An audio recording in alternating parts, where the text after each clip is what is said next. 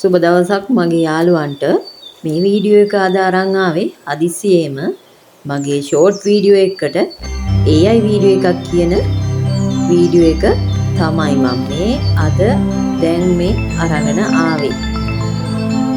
ඒ short video එකේ අහලා තිබ්බ ප්‍රශ්න වලටත් එක්ක තමයි ප්‍රශ්න වලට උත්තර දෙන්න තමයි මේ වීඩියෝ එක මම අරගෙන ආවේ. මේ අපේ ගෙදරට ආපු නයි කිව්වට මෙයා චූටි මං හිතන්නේ පැටියෙක්.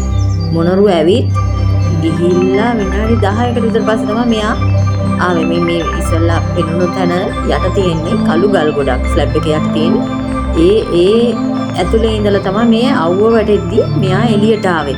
ඇත්තටම මෙයා නයෙක්. මං පට්ට ගේමක් දීලා මේ ජනීලකින් එළියට අත දාලා තමයි මේ වීඩියෝ එක ෆෝන් එකේ ගන්නෙ. මේ ණයත් මගේ ෆෝන් එකත් අතර අඩි දෙකක දුර පරතරයක් පමණ විතර තමයි තියෙන. පට්ට ගේමක් දීලා මම මේ බයේ තමයි මේ ගන්නෙ.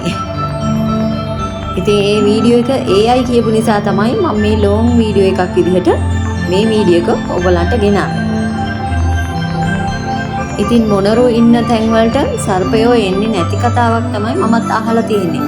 ඒත් මේ මොනරා ඇවිල්ලා ආල් ටික කාලා ගිහිල්ලා විනාඩි 10ක්වත් නැති තරම් වෙලාවකදී තමයි මේ ඉර එළිය වැටෙන වෙලාවේ මෙයා එළියට ආවේ.